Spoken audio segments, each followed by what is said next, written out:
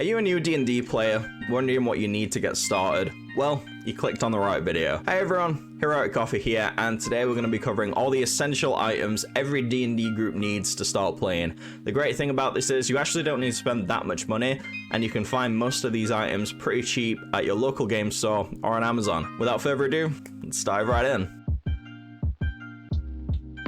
The first thing you're going to need to get started with D&D is friends. Jokes aside, D&D is a social game and you do need people to play with, even if that's just one other person. So the first actual physical thing you'll need is dice. There are a few different types of dice, 7 to be exact, and instead of calling this a dice with 6 sides, we call it a D6 for short. These are the dice you'll need: a D4, D6, D8, D10, a percentile die, a D12, and the one you'll be using the most often, a D20. A super easy way to tell the difference between a regular D10 and a percentile D10 is the regular D10 has singular digit numbers all around it, and the percentile die has double digit numbers all around it. Usually in your local game stores, you can get a full set of the same color, or you can get a pick and mix. Either option is great. They're both super affordable. You can get tons of variety in color, and a full set of dice usually costs you around 5 to 6 quid. Now, you only really need one of each, but it doesn't hurt to have multiple. I'd recommend getting a few D20s and a few D6s.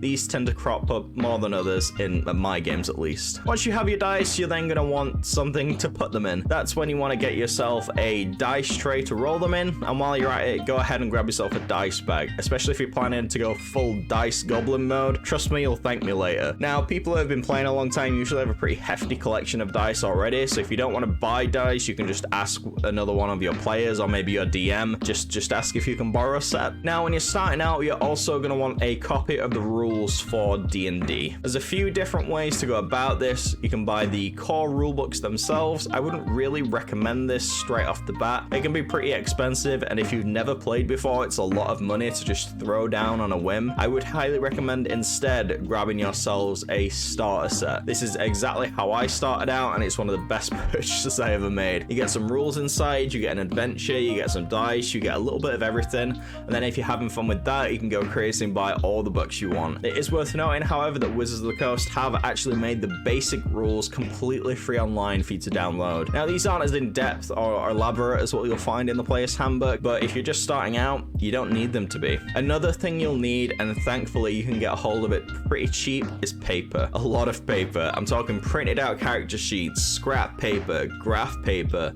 a personal notebook that ideally everyone should own. Obviously, as well as paper, you'll need things like pens, pencils, erasers. Now, it's nearly 2023. Of course, you can use your phone as a substitute for like 90% of these things. You can write down notes in your phone. You can have a full character sheet on your phone. You can even have virtual dice apps downloaded on your phone. Now, obviously, this is very handy, but I have found that if everyone is using their phones at the table for all these things, it can be extremely easy for people to get distracted. The DM's there explaining what you see as you delve further into the cave, and then someone's seen the work WhatsApp group and is just currently replying to someone there, or they've got distracted by the Facebook group chat. It happens. I think we've all been guilty of it at some point, but you want to be mindful of this and try to mitigate this as much as possible. I also think, personally, for me, trying to limit technology as much as possible in general when sat around the table with friends can be very grounding in a way. There's no distractions, just you, a bunch of friends, having a good time.